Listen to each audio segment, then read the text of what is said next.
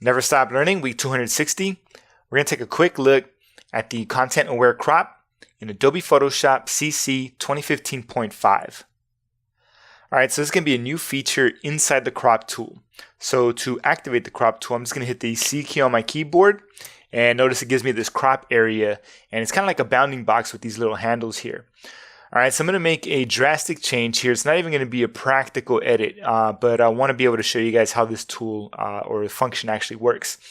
All right, so here I've made a rotation, and if you notice, my crop area is a little bit smaller than my image is. All right, so what's happening here is if you look in the bottom right section, Photoshop is actually trying to retain all the pixels, because if you notice, if I bring this guy all the way out to the edge, then we start having these like blank areas. So yeah, I got the whole picture here, but I'm starting to introduce these blank areas. So I'm going to grab this edge as well, bring it all the way over here to the top. And I just want to show you how the old behavior is. All right, so I'm going to accept this change. And now we have these blank pixels over here. Okay, now it turned white because if you notice over in the bottom left, I have white set as my background color. All right, so I'm going to undo this by hitting Command Z, and it brings it back to normal. All right, now over here at the top, we have this new function here. All right, this says content aware fill areas outside the original image, and that's exactly what it does. All right, so I'm going to hit return on my keyboard to get that crop area again. I'm going to make that drastic change one more time and then release. All right, I'm going to bring some more sky in here. Actually, I want to bring the whole image in here. All right, like this. And I'd like a little bit more sky than what I have right here to start with. So I'm going to grab the center point, drag it up towards the top.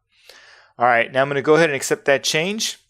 And Photoshop's going to do its magic. And check this out. Now, it did a great job over here at the top and even over here on the left with this bush.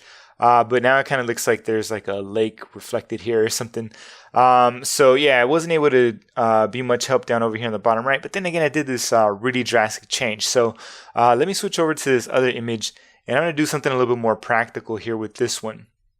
All right, if you notice over here at the top, I still have this feature turned on. Oh, and one more thing, over in the layers panel, notice I'm working with the regular layer. It's actually a background, but the main thing is it's not a smart object. Currently, with this version, this crop function does not work on smart objects.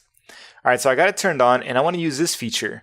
All right, we got the straighten feature. It's going to straighten the image by drawing a line on it. All right, so click on it to activate it, and we have this line here. So I'm going to draw a line on it, click and drag. Here we go, put a line on it and release. All right, so that's going to straighten out this image for me.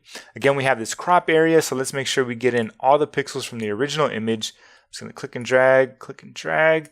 All right, great. I'm going to hit return to go ahead and accept that change. And look, it filled in that sky nicely for us. Down here at the bottom, everything's filled in great, and we're good to go.